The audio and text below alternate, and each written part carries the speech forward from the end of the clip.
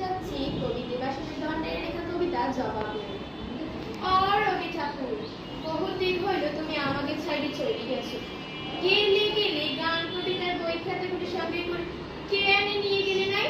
এখন যে যেরকম পাইছে দুটো করে লাইন ধরছে, যে দিক থেকে পাইছে ছিটকাই নিচ্ছে। ওই শোনো, শুক্লালের বেটা কি গাইন ধরেছে, তুটে মোরে ঘরে কাছাবি লিখে যাবি কোন আমারে।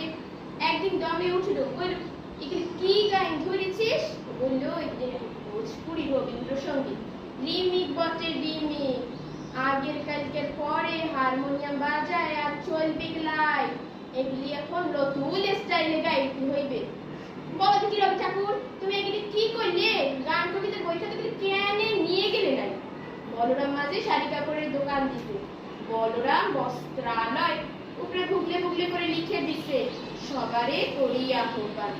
রবি ঠাকুর, তুমি কি এই গান বলরাম মাঝির শাড়ি কাপড়ের দোকানে কাস্টমারের লেগে লিখছিলে? কি এনে যে নিয়ে গেলে নাই? ওই শোনো, চুম্পার বাপ মরল, দিবাকরের মা মরল, চানুমানুর জ্যাঠা মরল, ফটোকালে ছিটকায় দিছে। তুমি রবে নীরবে হৃদয়ে মম।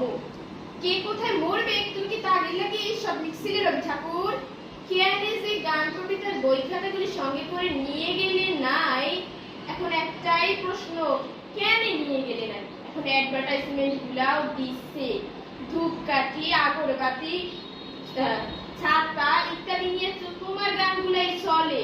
রবি ঠাকুর, কেন যে গান কবিতার বই খাতাগুলি সঙ্গে করে নিয়ে গেলে নাই? এত কোশ্চেন কবিতে চক্কর খাচ্ছে গো।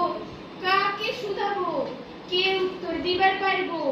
জবাব দেওয়ার জন্য যে লোক নাই। তাই তো বলি রবি ঠাকুর, কেন যে গান কবিতার বই